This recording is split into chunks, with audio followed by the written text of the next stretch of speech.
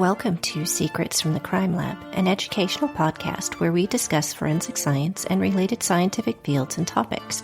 I'm your host, Angela Swarts, and I've been a scientist working in laboratories for the last 22 years, 19 of which have been in forensic laboratories. I'm excited to share with you the knowledge and expertise I've gained over that time and bring the reality of science to you, to demystify what happens behind the closed doors of the laboratory and bring you not only some practical information, but also the truth of how the science works, and sometimes how it doesn't work. Greetings all, and welcome to this episode of Secrets from the Crime Lab. This episode follows on from the previous episode on laboratory accreditation and quality assurance and the importance of it in proper functioning of forensic laboratories. We did have some technical difficulties that kicked in at about an hour into our conversation. So if it seems like the conversation suddenly changes to us closing out the episode, it's because my internet connection had died. Technology is great, except when it isn't. I think that's something that all of us have learned over the past several years in this world of everything by Zoom. This week, I have a conversation with Tiffany Roy, who is an independent expert. And we discuss what happens when it's not quite working as well as it's supposed to, the pitfalls of relying completely on laboratory accreditation to signify quality work in the laboratory. Tiffany's going to introduce herself to you in a few moments when I get to the recording, but just to give you a little bit more information about her, she writes textbooks, she teaches courses in the area of forensic science, crime scene investigation, and forensic DNA analysis. And the thing that makes Tiffany unique is she also has a law degree. So she's able to span both worlds between the forensic scientist and the legal profession. That gives her a unique perspective on the forensic science laboratory. I hope that you guys will all enjoy the conversation that we have, and I will talk to you again at the end of the episode. Again, if you haven't listened to the first episode, I do recommend that you go back and give a listen to it if you're not familiar with laboratory accreditation, just so that you have the foundation, because we do mention it quite a few times during the episode. Thank you again for taking the time to listen, and I'll see you on the other side of the episode.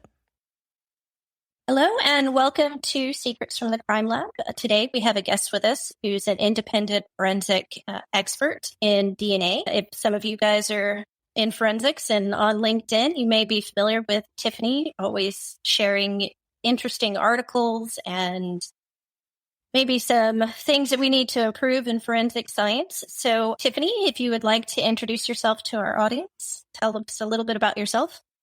My name is Tiffany Roy, and I am a forensic DNA expert by training. I have also a law degree. I work primarily with lawyers, and I review work that's been done in the crime lab to make sure that it's in line with standards and best practices.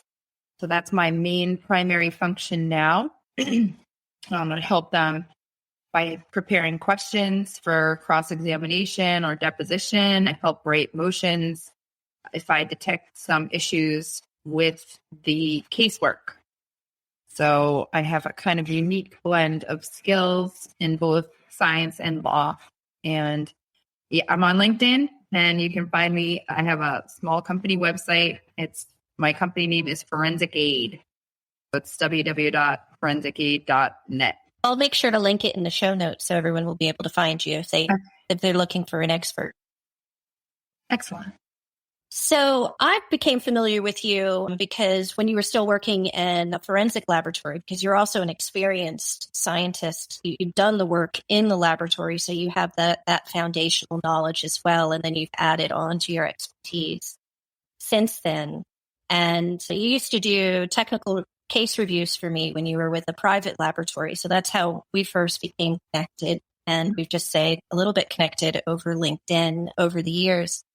I've always found it great the way that you're very good at sort of sharing information or events, and sometimes even going and finding things that historically have happened that we knew were, issues that crime laboratories or forensic laboratories have had in the past, but showing that it's still there's still a lot of ongoing issues that need to be addressed. I think that you and I are probably both on the same page with that the need for independent experts to be sought out and be available to review cases that have been done by public and or private laboratories that have done work on behalf of the prosecution, because you always need that external person to come in and just look at it and make sure, yes, they followed their procedures, they were using the correct methods, the documentation was complete, they've properly recorded things or not, and that their findings that they have are scientifically valid, whether or not you agree with them, or where there are places where there are points that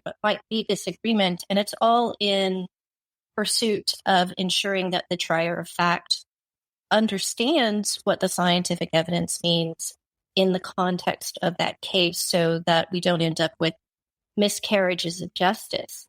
Yeah, I mean, it's really important, I think, just to get a different set of eyes from outside the organization. I think that, that should happen more often. It should be invited in crime labs, not just through accreditation and inspection, through audit, but, I think that crime labs should consider hiring independent people to come in and look at their stuff every now and again, their procedures, their casework, validations.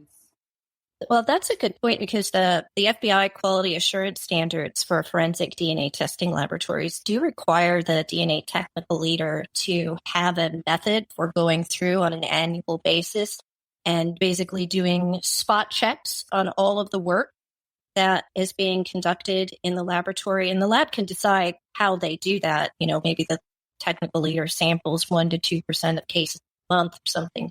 But maybe that is a good idea, of having an external person come in and do that review and get a different perspective on it. Because, if we're all in our labs behind closed doors with blinders on, maybe we're not seeing the full picture and having that external perspective.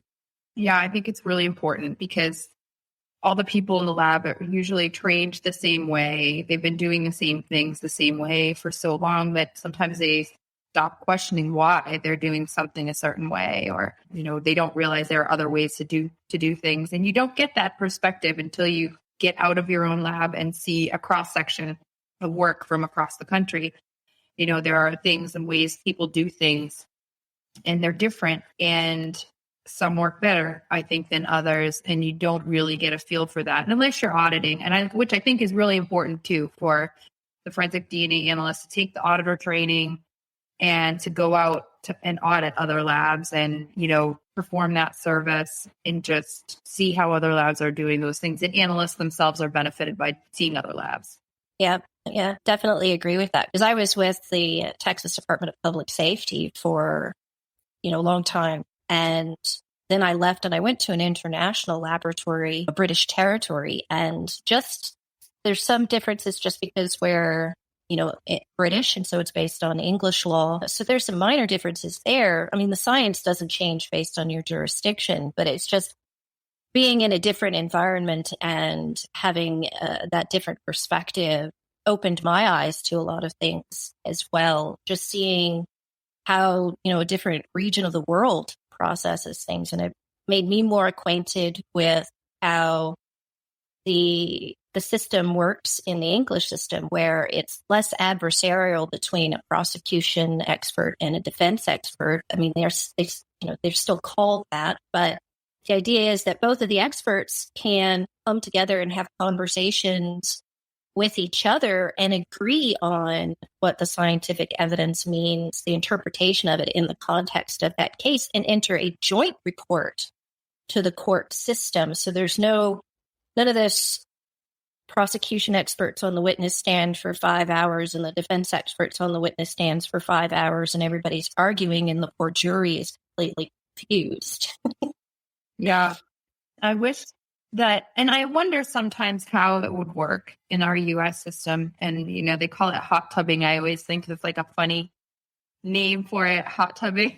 My UK experts like, oh, you have a hot tub with me? But I don't know, oftentimes I don't feel like the crime labs here are very open to do a dialogue with me. I one time asked another independent expert that I respect how she handles this kind of thing when there are disagreements about the results, sometimes serious ones. And she said in the beginning, she said to me, well, I contact the lab and I have a sit down with the lawyers. And I'm like, that doesn't happen to me. They tell me to bring a subpoena and then they'll talk to me. But, it's not collegial at all. And I wish it was more like the UK system, the European system, where people were more open to discussing why we're not reaching the same conclusion, why my opinions are different. Yeah. Stay with us. We'll be right back.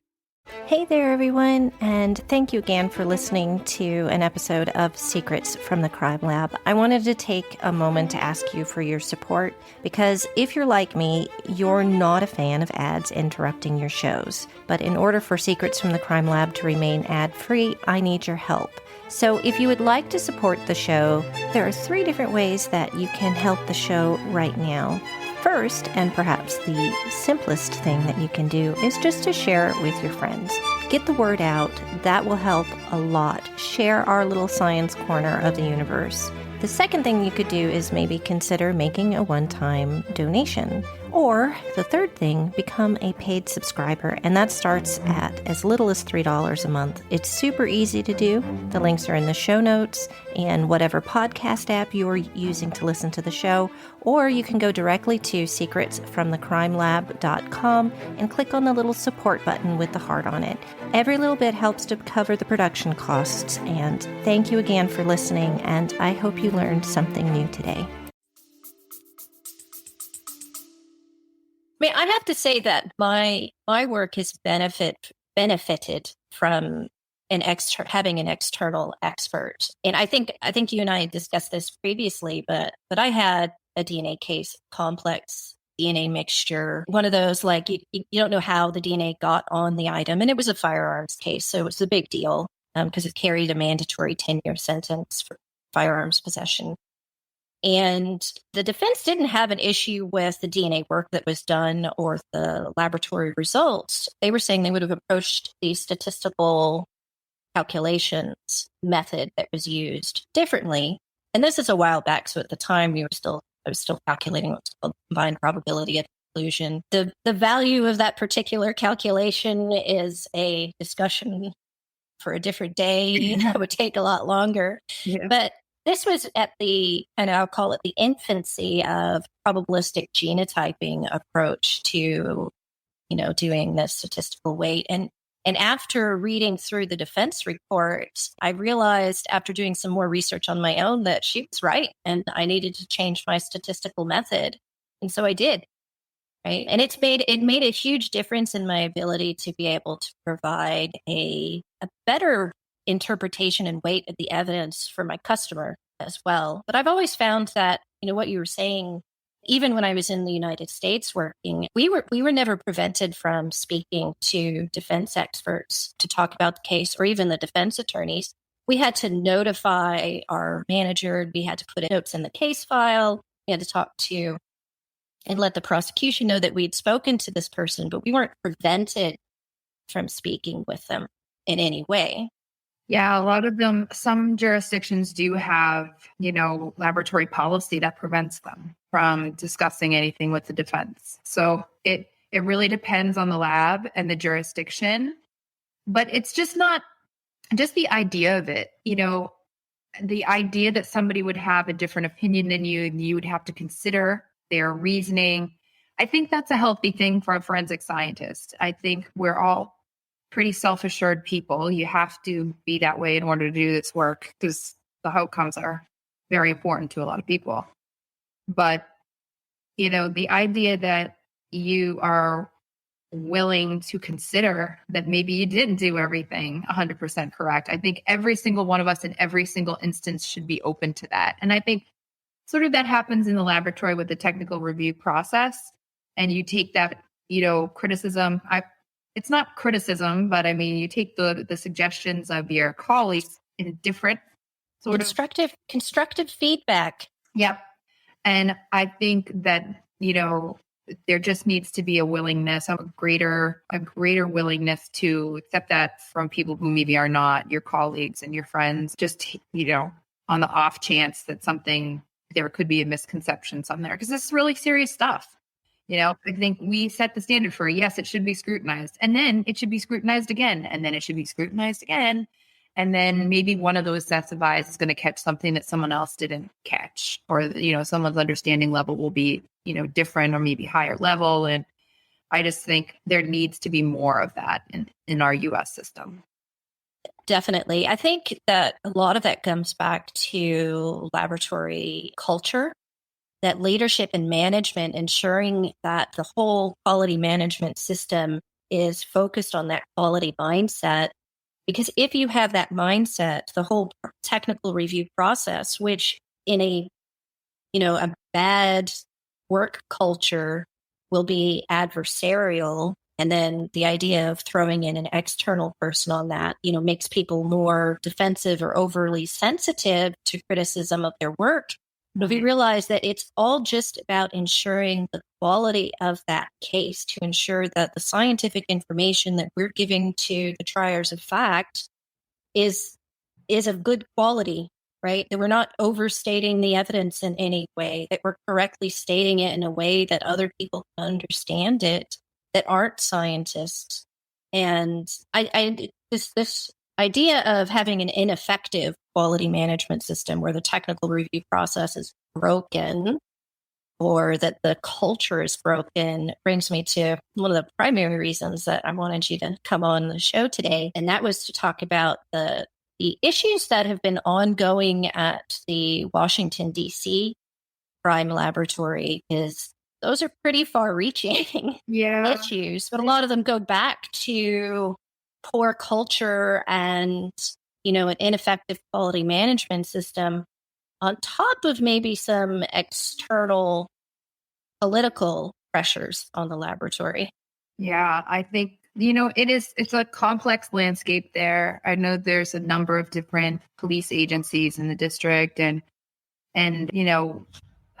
people's political careers, a lot of times people don't consider in forensics. We're always told that we're supposed to be unbiased scientists, but everybody is a human person, and their livelihood is forensic science, and the drive to protect that is strong. And then also these judges or some of these politicians, their livelihood is tied to the functionality of the criminal justice system and their ability to prosecute criminals effectively.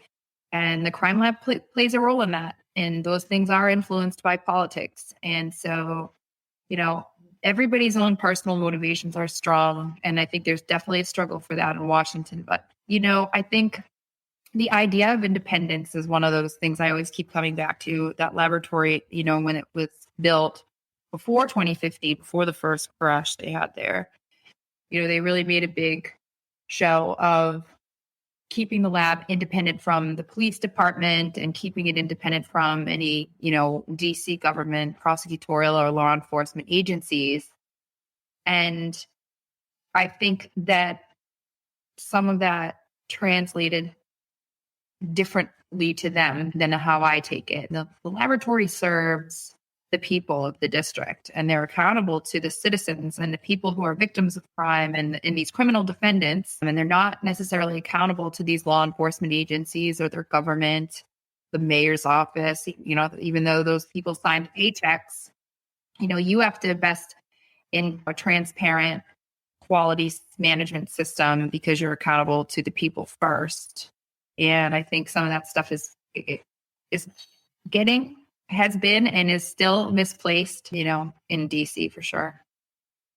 Yeah, because when they were founded, it was born out of the idea, the desire to separate them from the Metropolitan Police, because the National Academy of Science report in 2009 recommended that forensic laboratories, crime laboratories, be separated from the law enforcement chain of command. But we still see across the United States, a lot of crime laboratories are still part of the police agencies.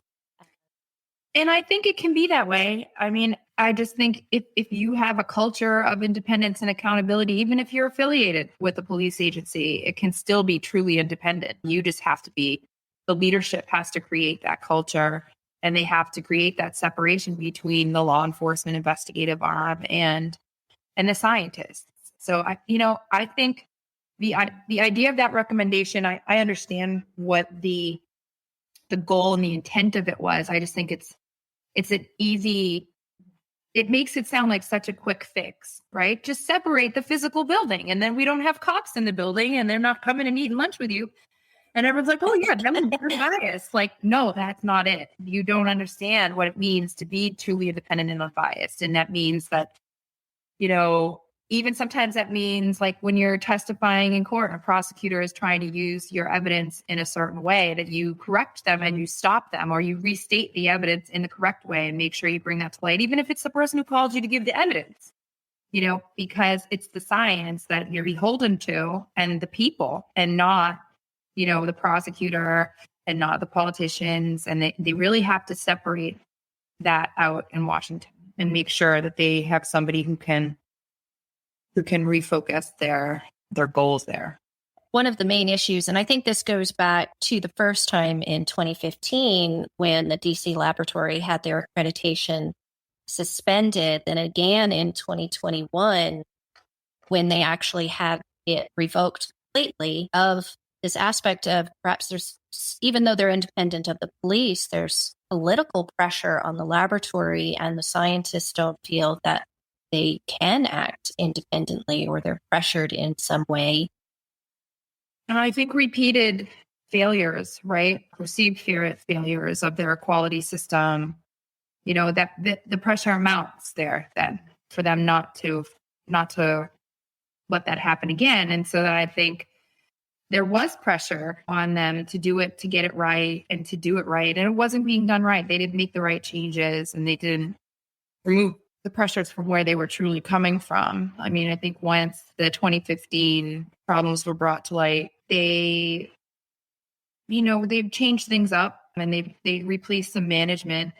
And I wonder who made those decisions, who made the decisions of who was let go and who was hired, who's determining who's going in each position. And is it a politician? And should it be that way? Is a politician qualified to select the qualities in a person a forensic scientist would need to have? Someone that's going to lead a laboratory in a position of public trust like that. I just think it's a really big decision. And I wonder who's doing that there. And I hope they reconsider some of the past mistakes, revisit, in forensics, we would call it like root cause analysis. What was the true root cause? Was it, all these dishonest forensic scientists, or is it not that? Is it something else that's causing this? So after they lost their accreditation in 2021, the mayor's office commissioned a group called SNA International to come in and do a review of the failures at the laboratory and have some recommendations for a path forward.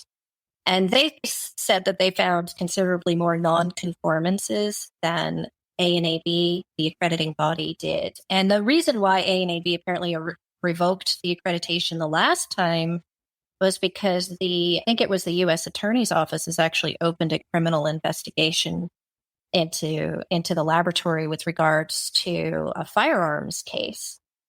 And, some of the stuff in the recommendations is a 157-page report that SNA International wrote. So I have not completed reading that document. I have not either, if I'm being honest. But I will link it in the show notes for anybody who's interested in giving it a read. It's very interesting so far. But one of the things that I think they highlighted was it wasn't just that the quality management system was ineffective and that the leadership hadn't fomented an environment or culture where just the everyday analysts doing the work at the bench felt that they could come forward with issues that they had identified and not have some type of retaliatory actions taken against them. And that's not a way to operate a scientific laboratory where we're supposed to be impartial and our work should be free from fear or favor. But on top of that, they were also saying that there were issues with the competency of the laboratory staff. Yeah, I mean, I think it's just like any other field. And in forensics, we just need to confront that. First of all, we're all human people. And I think because we're involved in the legal system and lawyers have all these priorities, in our work and politicians, I think that there is really an air of infallibility, or they want to present that, that the science results are infallible when all these human people make mistakes, and we need to normalize discussing that. And the way that I think this has to happen is true oversight, real oversight, like what they have in the Texas Commission. I think ANAB is just not effective, really truly getting into the nitty gritty of these cases and checking to make sure that not only the lab has a procedure, but the procedure is sufficient, that these validations are sufficient.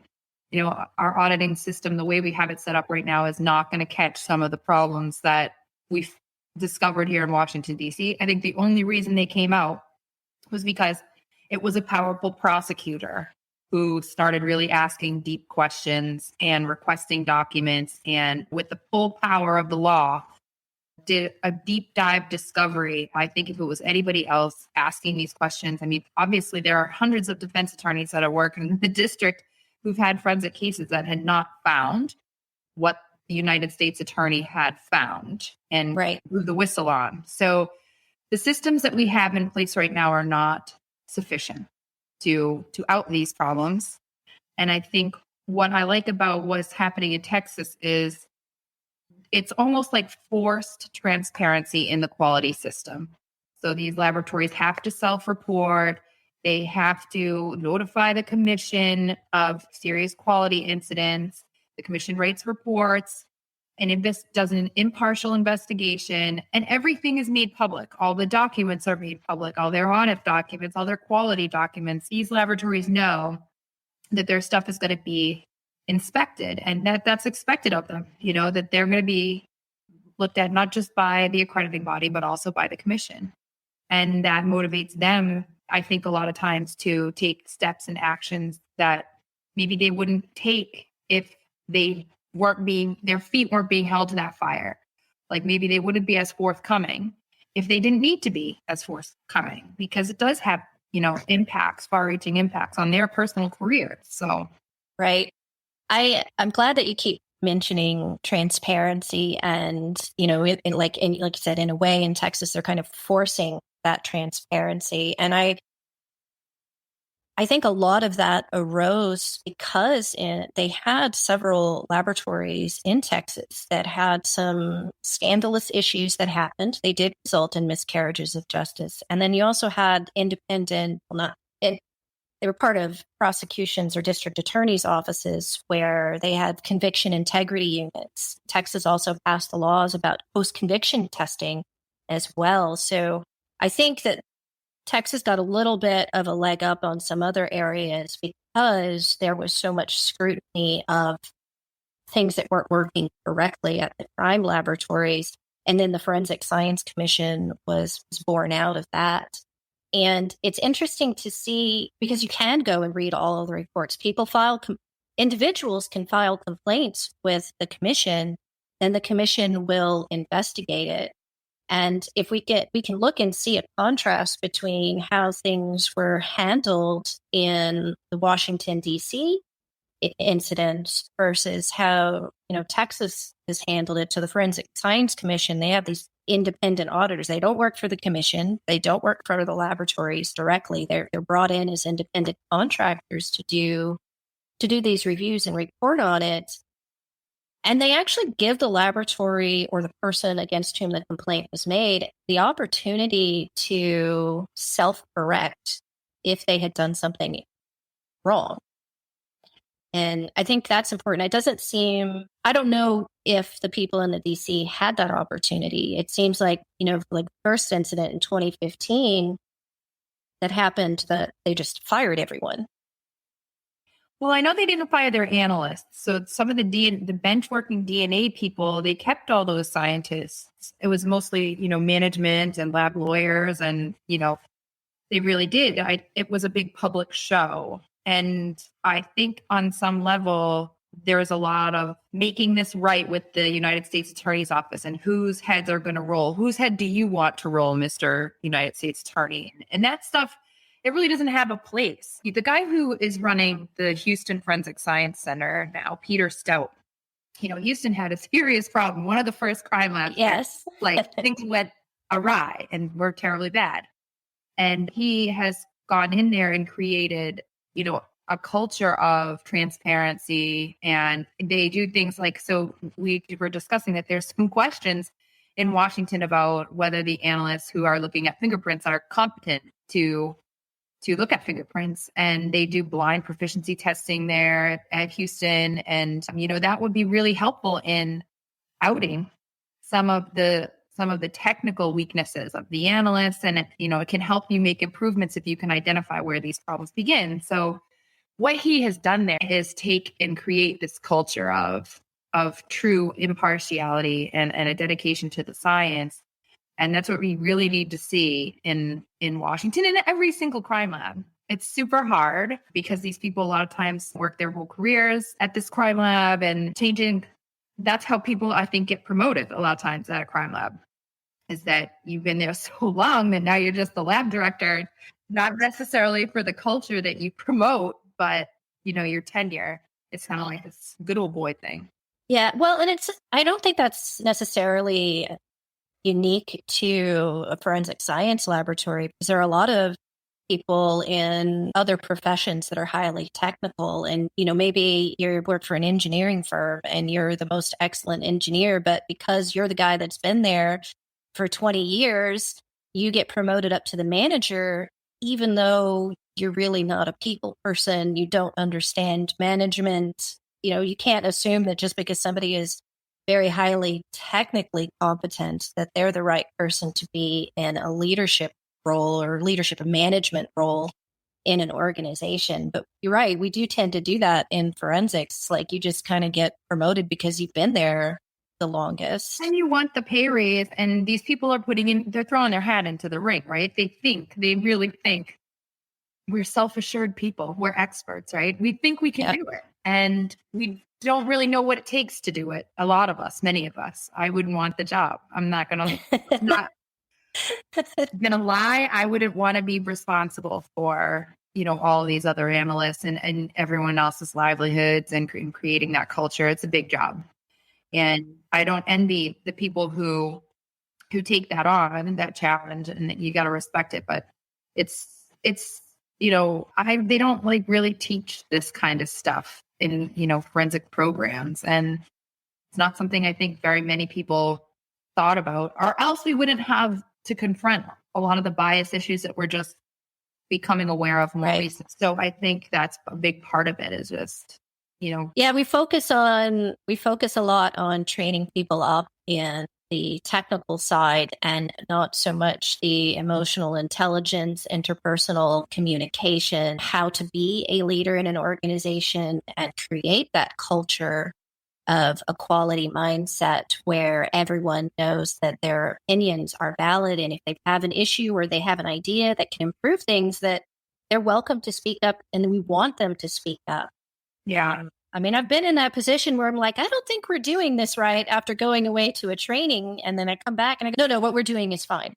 And then, you're just, like you said, you're just a scientist at the bench doing the work, and you're required to follow those procedures. You don't really have an option not to. Right. And so then you kind of get stuck between a rock and a hard place on that. Then, a few years later, then the laboratory is suddenly changing all of their procedures and stuff because, hey, they weren't actually doing it correctly. And I've been in that position. I've had casework that's gone out and had the procedures changed because of some misunderstanding of some standard and some metric that we were using. And that taught me a lot as a forensic scientist. And I think a lot of these bench scientists, they don't want the responsibility of making the technical decisions, and the technical leader, is tasked with doing that. But every single analyst in the laboratory needs to feel like if they were the technical leader now today, that they could do it, because your right. understanding in your expertise in your field is that important. You have to be able to identify problems within your own system and outside your system. And you have to be able to do that through maintaining your level of knowledge and expertise in the field. And I see that happen, that exact thing that you're talking about now. I think that's at the base of many of these systemic problems on the technical side. It's just the lack of accountability on each analyst to really discover and to understand their system and their procedures and their validations as deeply as they need to. Right. Interesting that you're saying that, because one of the points that I made in the first episode that I kind of put together as a foundation for this one was just kind of the foundations of laboratory accreditation to the ISO, the international standards, and how most of that is the responsibility for that is just the technical management and the laboratory management, and the scientists that are doing the work at the bench. They're kind of given sort of more like, here's this orientation, here's our quality manual, you need to read this, and these are the technical procedures, and then that's it. They're not given the in-depth training to understand why there are policies written the way they are, why they're important, or why the technical procedures are laid out in a certain format with all of these different little requirements that are in there. They're just like, whatever. The quality manager, they just like to be wordy when they write policies and procedures without understanding that they're that way for a particular reason. I think that if they did have a better understanding from the beginning, if it was more integral part of the training, it would improve the communication that you need to constantly improve the work that the laboratory is doing. And I think also just on a base level, there's just not a high enough priority. What you're talking about training on the front end, I think there needs to be a lot more training about this bias and about like language bias and communication, how we communicate these things in court. One of the things that I thought about, when I was going to law school, one of the district attorney's offices in my area would farm out its new hire DAs it was the big name law firms in Boston. They would get all these new just graduated lawyers, and then they would send them to the district attorney's office to prosecute cases because they needed to get some casework experience and trial experience. And they would just throw them into the pit, and they would work for free for the state prosecuting cases. And that's how they would get their trial experience. And I have always thought about trying to do this with forensic scientists and having them work for us, for a period of time in the public defender's office, just advising, maybe the next county over or something, public defender, and rotating them through and seeing the kinds of things that criminal defendants are concerned about, the kind of language that criminal defendants would take opposition to. I think I didn't become fully aware of what it meant to be truly unbiased until I started to do more defense work and to appreciate, some of these concerns with language and communicating results, limitations of results. And so, I think there's a lot we could do in the training sphere to do this right at the beginning. I've been giving lectures. So Claire Glynn is in the biology department at University of New Haven, and she's running their genealogy certificate there and everything. And she has me lecture to her classes. And I say this every time, like some of the things that really aggrieve me that analysts say on the witness stand, if I'm able to say this to a student and make them aware that, don't use the word sperm fraction if you haven't identified sperm, because that could be really misleading to a layperson. Maybe they never considered that. And I'm like, I should be really careful about the language I choose. And so you're right. Yeah, definitely can see what you're saying. There's a lot we could do on the training front that would be helpful, to combat this. I'd like to say that some of that thing about understanding the language you use in the courtroom, some of it does come with the experience of having been in court and on that cross-examination where somebody's really grilling you on something where you think more about the words. But if you're a brand new analyst that's just completed training, you wouldn't know that until you make that mistake. Right. Exactly. So, and at that point, you're like, or until someone really brought that to your attention, if you've not considered it. And some of these things, I made these same mistakes, right? No one ever told me when I was young to try to make sure that I express the limitations of the testing, what the DNA can and can't tell me. about the crime, be clear about that on the witness stand, and you don't just have to answer the questions that are being posed to you by a lawyer. If you feel like you need to expound on it more, you can indicate that to the judge or the lawyers, and you should be given the opportunity to do that and make sure the evidence is clear. So a lot of this stuff, I think, yeah, it's cultural, but it's embedded, right? The reason that we recognized in 2009 in the NAS report that we needed to separate from law enforcement is because we can see the influence of law enforcement on these labs, and we can see that bias. And I see this also with prosecutors. When the National Commission on Forensic Science had to make the formal recommendation that we stop using the term reasonable degree of scientific certainty, that has no meaning in science. And that was put in the mouth of a scientist by a lawyer. And you see Oh, is that where that came from? I always kind of wondered why that was in things. Like, why are we even saying this? Yeah, that came from lawyers. And so in legal rulings. And so you see the impression of the lawyers and law enforcement on this science. And we have to try to resist that, And so that's, I think, one way that the culture will change to the point where we feel like we owe it to the science, we owe it to the results, we owe it to these people that we're serving, and not necessarily, our goal is not to solve crime, because that's not what we do. We don't, help. I see Bodhi Technology, which is a private DNA lab, and they're, in their conferences and stuff, #prevent tomorrow's victim. And I'm like, no, we don't do that. We don't fight crime. We are scientists. And we don't know the truth.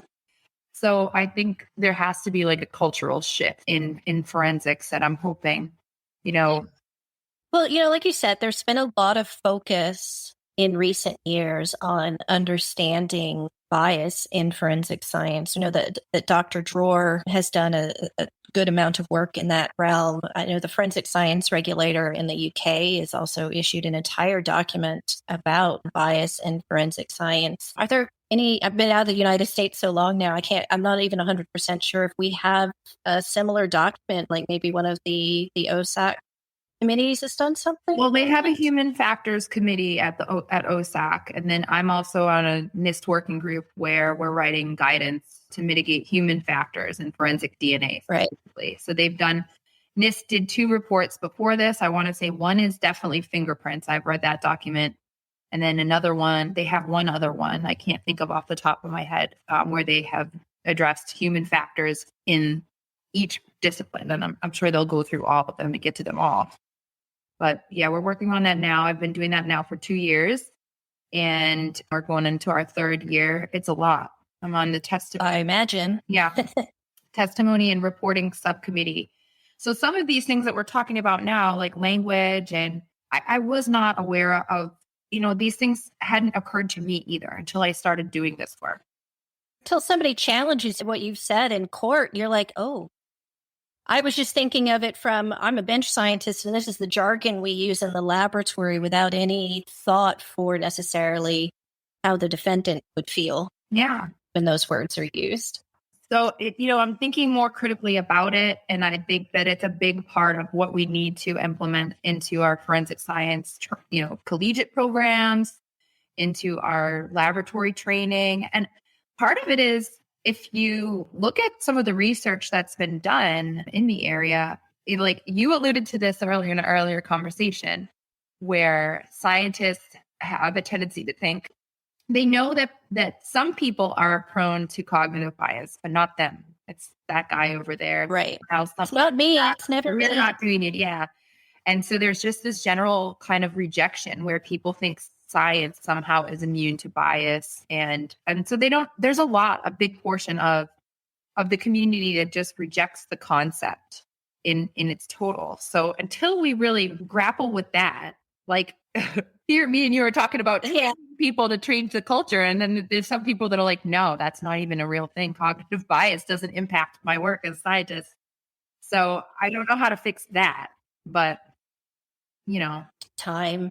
Yeah. Sometimes you just have to let people have time to stew it over in their own minds and think about it. And maybe it's one of those things until they have some kind of direct incident that they're involved in. Sometimes that practical experience is what teaches you to maybe be a little introspective And and learn from experiences.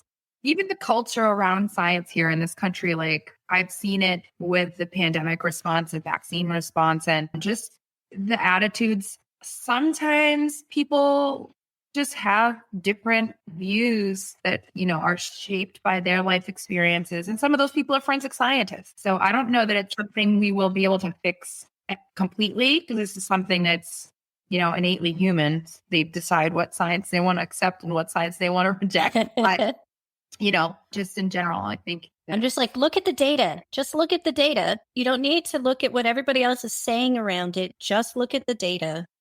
And that's really, in all aspects of what we're talking about, is at the core of what I wish to see happen in forensics that could help some of these labs that are struggling, is that, Peter Stout in Houston, he doesn't say, well, just trust me that I know how to validate, I'm doing things correctly. He comes to you with the data and he'll say, here, look at my stuff. I'll show you.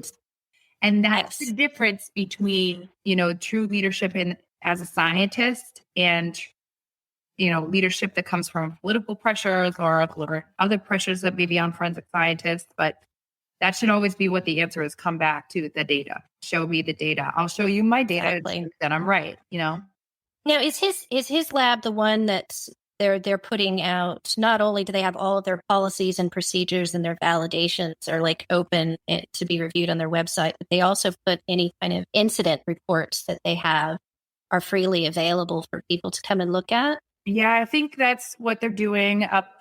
Either that, I can't remember. I haven't been to their website specifically, but the Texas Commission puts out a lot of things on any self-reported incidents. They write reports about them. And, I think that's really what we need to demand in forensics. The NIST Foundation review that just came out on mixture interpretation solidified how I feel about this, in that, a lot of laboratories pushed back on making their validations public.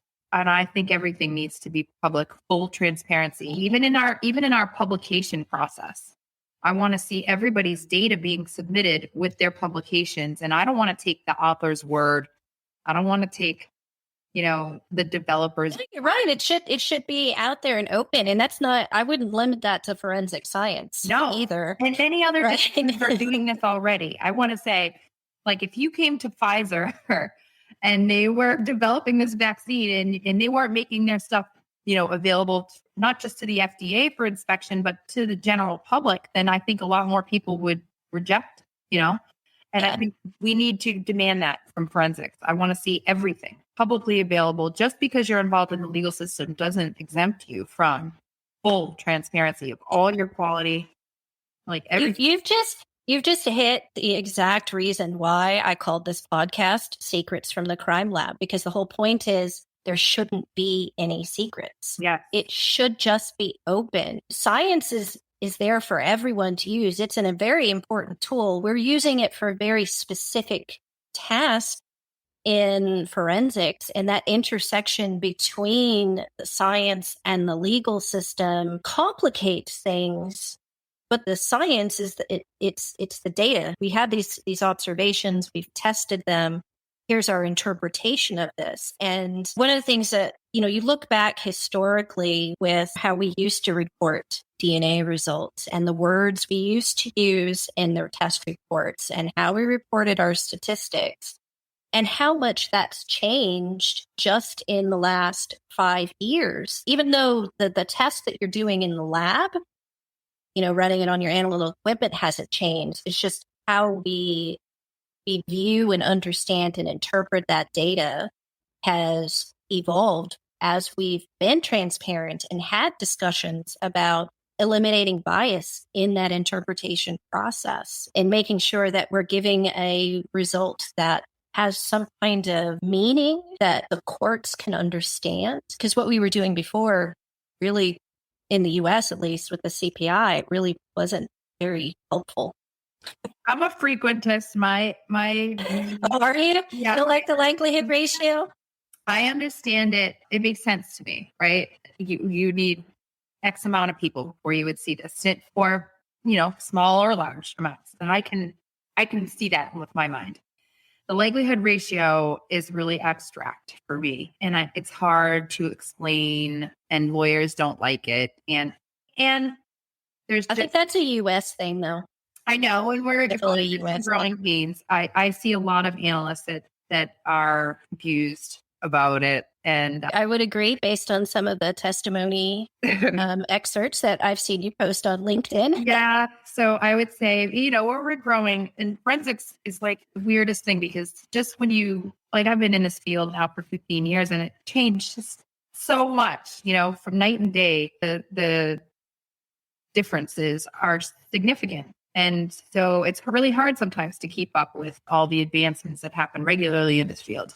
And I don't envy the analysts that are doing this work, but this is a growing pain where I can see people struggling to understand it fully, and maybe them not liking it in the same way that I liked it. It made sense to me conceptually how we were doing it before. And this is a little bit more abstract, although it made sense to me before too. I mean, I understand the frequency approach. I've just learned to love the likelihood ratio a lot more. And what I like about the likelihood ratio is the acknowledgement of an alternative, right? Oh, this is more likely, but I can't rule this other thing out. I'm not ruling it out. And I love that, because I think in science, we don't use absolute terms. And we have in this field in the past, and other fields are using absolute terms and identification terms. And we need to move away from that, because it's one of the limitation areas where I feel like we have not always done a good job of making clear to people what the limitations of what we do are. Yeah, I would definitely agree with you on that, because I cannot think of any case where it's going to trial and I'm being asked questions by either the prosecution or the defense, just so that they can try to understand the scientific report that's been issued. And they don't, they read it and they draw this conclusion, and you're like, that's not what that means at all. Yeah. It's not even remotely what that means. And it's super hard to do, right? To make sure that your work is understood and not misunderstood. And that really is what we have to do every time. The question that the court is asking anytime a forensic DNA analyst is in there is really, whose DNA is it? Is it this guy's DNA? And that's not what the likelihood ratio addresses. And so, but that's what they want to know. So, and I think that's what you're there to tell them. And so, well, you can just say, I wasn't there, so I cannot answer that question. None of us were there. This is not a question we are ever going to know the answer to with 100% certainty. Yeah. And so I think I might be able to get to 99.99999%, yeah. But it's never going to be 100%. There's always that alternative that you have to consider. So I think that's one of the hardest things right now that we're trying to adjust to, is just moving away. And even though we're considered this in forensic DNA the gold standard, there's still improvements that we need to make. Some of these are cultural, just being able to admit that nothing is 100% and no one is without error. And so it's all right. And that should make everybody pause, right? Because DNA for so long has been considered the gold standard. But DNA, we still have so many issues that we're working through. I mean, the NIST, that these mixture studies that are sent out to, hundreds of laboratories across the US, we're still not as consistent in our interpretations as we should be. Even though all these labs are accredited, everybody's got validated procedures, they've got interpretation guidelines, but everyone is, there's still not enough consistency across laboratories. And still, there's some laboratories that aren't doing it right. I mean, it doesn't really surprise me. Yeah. So, but that's why your role is important, because the court wouldn't know that otherwise. And maybe even the lab that's doing it don't know that they're not doing it right. Yeah, I think that's most often. Okay, let's just be clear that I think that the vast majority of forensic scientists are honest and they're trying to do a good job. And there's just a knowledge gap, because this moves so fast and because this stuff is so complex. When we bring in all these computer programs and we switch the math up, and it's a lot. And mixtures are very difficult. And it's because I have focused, my entire career on understanding what we were doing wrong before and, what we're doing now. But we're moving quickly and there's more change coming. And so it's only going to get harder to get on top of it. And so I'm happy to do this work, although it's not always well received. Necessary, though. It's very necessary. I don't Everyone wanna be always the needs guy. another perspective. I definitely don't want to be the guy. I want ANAB to be the guy, or I want Bruce Fajoli and the Texas Commission to be the guy. And, we should have a guy. It just shouldn't have to be me, Well, it shouldn't be so adversarial. Everyone should understand. That's why, maybe I think we could learn something from, more of the UK system, or maybe some stuff in Europe where you've got the experts are the experts and they talk with each other. And if there's interpretational discrepancies, we work through those types of things the same way you would be doing internally when you have a second scientist reviewing your work in the first place. It shouldn't be any different. It's just another technical review. It is. And then what my big thing is, like, sometimes I can't make them understand. Sometimes in Florida, where I practice primarily, we have deposition. So a lot of times I'm able to go in and then the other experts can sit and listen to what I'm saying, or they get to hear my testimony. And they still walk out of there thinking that they are correct and I'm wrong. And so what I really want is like the UK regulator, where I can go before I can take that scientist. Like, yeah, we can communicate about all the stuff we agree upon, but then where we differ, like I want Judge Judy to say, this person is right in this instance, or you're wrong, Tiffany, in this instance, and they're doing it okay. And I really need a scientist in that position and not a judge, not a lay judge, because they can't get it. Yeah. I don't know why we expect them to, really, honestly. Well, I mean, if you think about it, they have a lot that they have to deal with. Officers of the court, they've got a very specific job to do. And it's very difficult for them to also learn the science. And when the science, as we learn more and the field evolves and changes, scientists have enough of a hard time keeping up with the changes. How do we expect the officers of the court to be able to do that as well? Especially when they've got the government laboratory is saying one thing and the independent expert is saying something else. Well, and that's the key, right? So it's hard enough to convince, like, even the crime lab, if they are making some kind of egregious error that they don't understand, their experts don't understand it. How can I expect a judge to get that, on this level? So it's really just like an impossible task a lot of times. And the groups like the Texas Forensic Science Commission, it'd be good if those started to be adopted more widely across the U.S. because, that is, it is a mixture of lawyers and scientists, but they have scientists that are appointed to the commission. They bring in the external experts in the field. And, I'll link to it in the show notes, but there was a report, where the experts came in, they did an audit, they made recommendations. And even though at first the person that was the subject of the complaint wasn't very receptive to it, in the end, they did learn from it. Not only did they learn from it, they used it as a learning opportunity for the entire organization across the board, so that everybody, they identified deficiencies. They audited themselves on top of the external audit, and then they introduced all sorts of improvements across the system for it.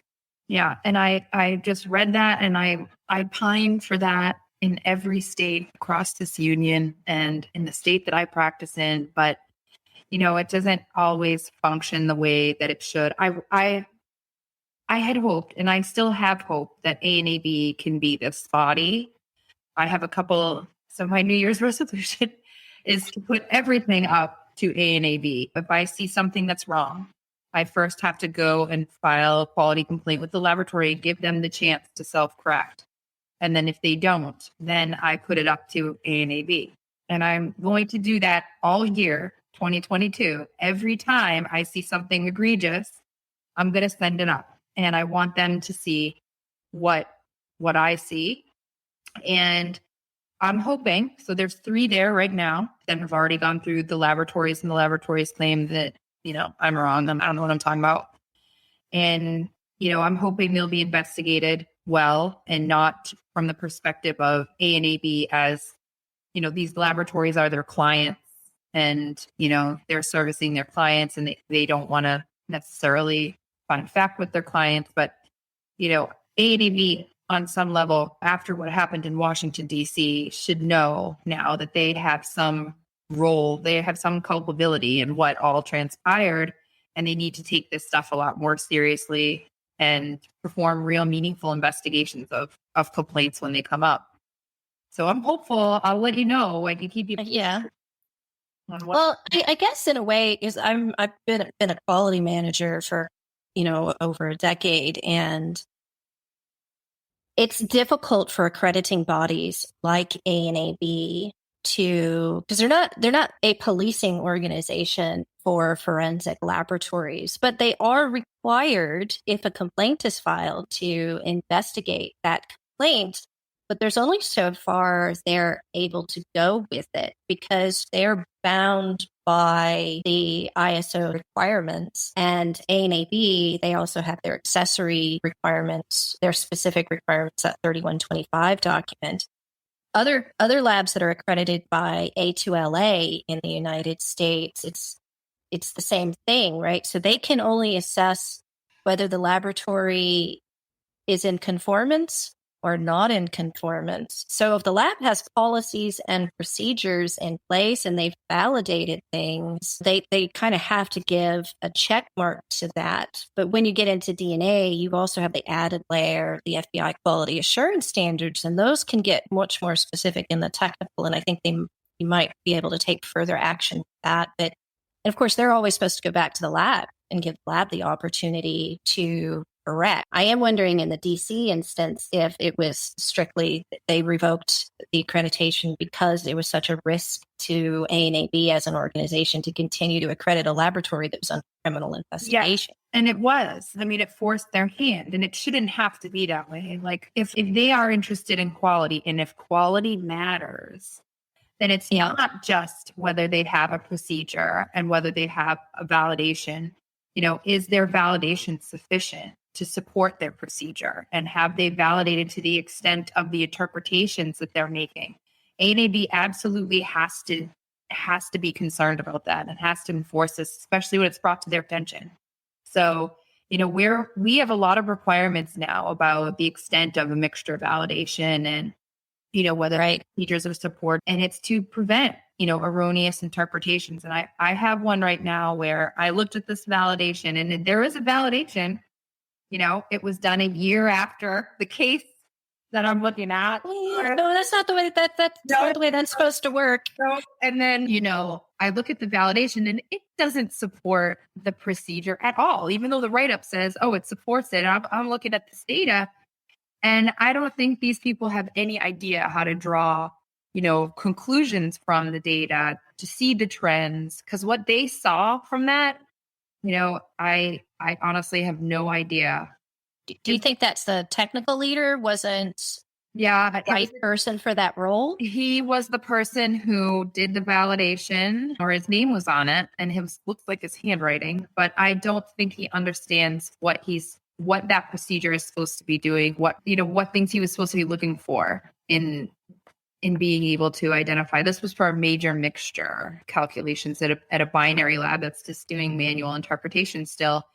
And I don't think the validation that they have in place supports the method that they're using. They're not.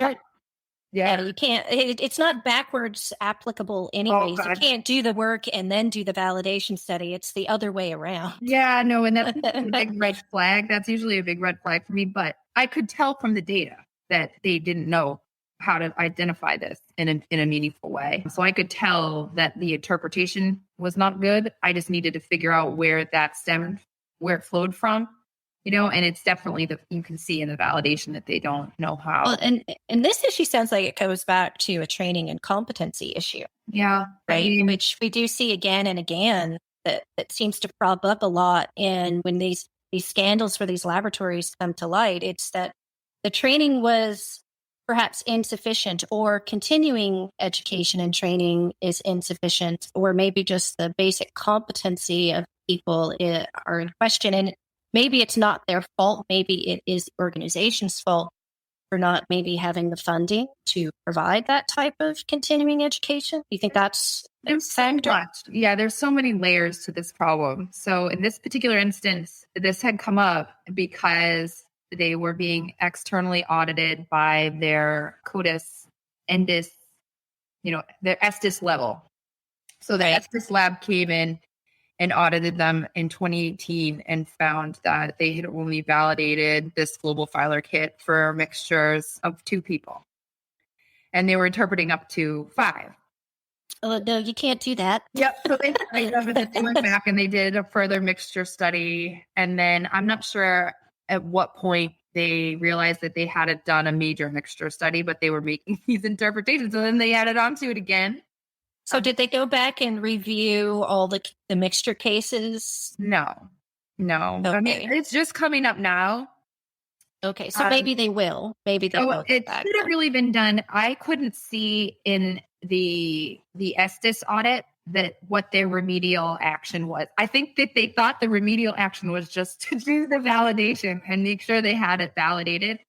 And then I think from a cognitive bias aspect, you always have to kind of be concerned anytime someone's doing a validation after they've already started with a procedure that you're just painting the target, Oh yeah, it works just like we thought it was gonna, so it's good. And so I always look at those with a lot more scrutiny, the subsequent validation. Yeah. This seems like it's a perfect opportunity for this laboratory to reach out to someone external. And it doesn't necessarily have to be someone who, like yourself, that's an independent person. You can also, reach out to the laboratory in the neighboring state. If this was an ENDIS thing, talk to the other CODIS administrators in another state. Maybe ask them if they can loan you someone from their lab to come in and do a review for you if, you don't like that idea of a defense expert coming in. And have that external person who's not part of your laboratory come in and looking at it, and then they can make some recommendations on corrective actions that you could take. Because, a lot of times I can say as a quality manager, it's difficult sometimes to get the person who's doing the primary investigation in something because they're the ones, it was their issue. They have to do the investigation and root cause analysis. But getting them to understand whether or not their suggestive corrective action actually addresses the issue, corrects the issue, and prevents the issue from happening again in the future. It's a lot of times it's that it's not they don't see how to fully correct the issue. They only correct that one time, rather than understanding it's perhaps broader than that, requires more corrective act, and that you also have to prevent it from happening in the future. And the accrediting bodies, especially for that laboratory, next time they come in for a surveillance assessment, they should be looking at that audit. Findings, and they have the audit. I sent it to them, to show the sort of progression. I think it's important to look at it through the lens of, they were caught with their pants down once before, and then they fixed it. And here they're caught with their pants down again in the same procedure. And it's just, I think part of this issue too is they just didn't understand how to correct it in the first place. And just mentally. So it's a young technical leader. And I think there's some weird things that happen once you become a technical leader or an expert. It's that you don't want people to think of you as, inexperienced or not knowledgeable enough. And so you don't ask sometimes the questions that maybe you need to ask, or you only ask people that are your friends, and then colleagues that you used to work with and that you trust, but you're not going deep enough. You're not going out far enough, or you're not going to the guy who wrote the article, or, the people who are writing the standards. You're not getting the guidance from where you need to get it because you don't want to appear not to know what you're talking about. I see what you're saying there. I think that's one of those situations where it's important to know that you're not expected to have all of the answers. You're not expected to be all-knowing. You're expected to go, oh, this is new. I'm not really sure how to handle this. Maybe I should reach out to some other external groups that I don't talk to on a regular basis to make sure that I get a clearer view of what could be going on or how to react to it. Because, what is the thing that I've always learned? The more I learn, I don't know. Yeah. No. So, because it's like, oh my gosh, there's so much stuff. I read a paper and then I go and look at all the other papers I need to read so I understand everything that was in that paper. No, and that has been the progression of my field, my expertise is that I think when I was young on the bench, I didn't realize how much I didn't know. And now that I know more, I realize that, what my attitude was, how much I relied on my technical leadership and my colleagues without really fully understanding, why we did things. And I think it's a mistake that a lot of analysts make is they have that comfort of that. And the more I learn now, the more I realize why it's important to do it. And I also, it makes me feel like I'm not impervious. I know that I don't know everything, but I know where to get the information from a reliable source. And I think that's the most important thing that I would want these crime labs to take away from my involvement in all of these lab scandals, right? The information is out there.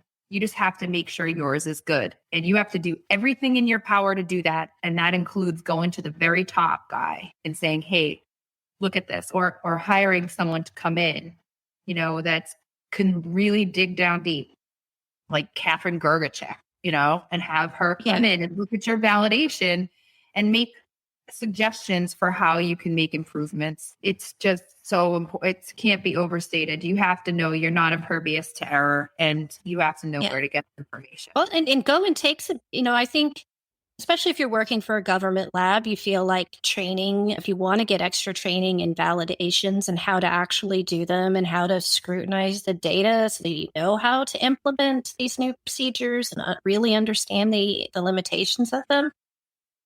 You can't always rely on the agency that you work for to provide that training for you. Yeah.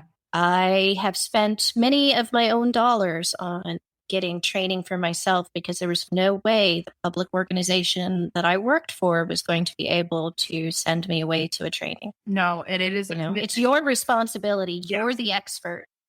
And you can commitment, formal classes and also CLEs, like, at trainings and stuff. You have to make that investment of your time and your money. Otherwise, you're going to be behind the eight ball.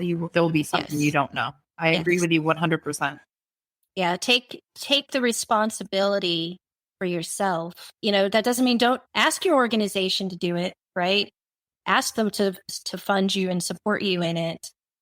If they won't pay for it, maybe they'll at least let you not have to take vacation time to go away for the training stuff. But, forensic scientists are actually paid quite a bit better than scientists in other fields, especially if you're talking about biological scientists. Like when I was in cancer research, did not make very much money. All right. So we're recording again now. So it's been a very interesting conversation. Thank you so much for taking the time to come on and talk. I think that we definitely should have more of these conversations in the future and make sure that we let other scientists know that having these open conversations, and like you were saying, that you don't have to know everything. It's okay to ask for help. And that defense expert there is not trying to say that you're being helpful. Take everything that they're giving you as it's a gift. Feedback is a gift. Yeah, we all have the same goal, and that is to make sure the best science gets before the court. So we're all wanting the same thing. It's just that maybe we might have different opinions about what that might look like. Right. Well, I think that we are going to do an episode in the future on human factors and bias. And since you're involved in a committee, maybe you'll come back and have that conversation. I would love to. Yeah, that would be great. Sounds great. Thank you again for your time. Appreciate it. Thanks for having me. You're welcome. And that's all for today's episode. I hope that you learned something in our conversation. I think Tiffany and I probably could have kept speaking to each other for at least another hour. And whether or not everyone else has the stamina to listen to us talk for that amount of time is another matter. If you would like to connect with Tiffany, I will be linking her information in the show notes, along with references to articles and the report that we mentioned in this discussion. Those are going to be available at my website at practicalforensics.com. forensics.science on the podcasting page. And I would like to take a moment to tell you that at the moment, this podcast is in its infancy, and I would appreciate any kind of support that you could give me. So if you would like to support the podcast and this endeavor that I have embarked on, I would really appreciate it. And if you visit the podcast website at secretsfromthecrimelab.com, there's a link there for you to buy me a coffee, and you can do whatever denomination you want. I don't need a fancy coffee, but every little bit helps to support the podcast, which is completely financed by me at this point in time.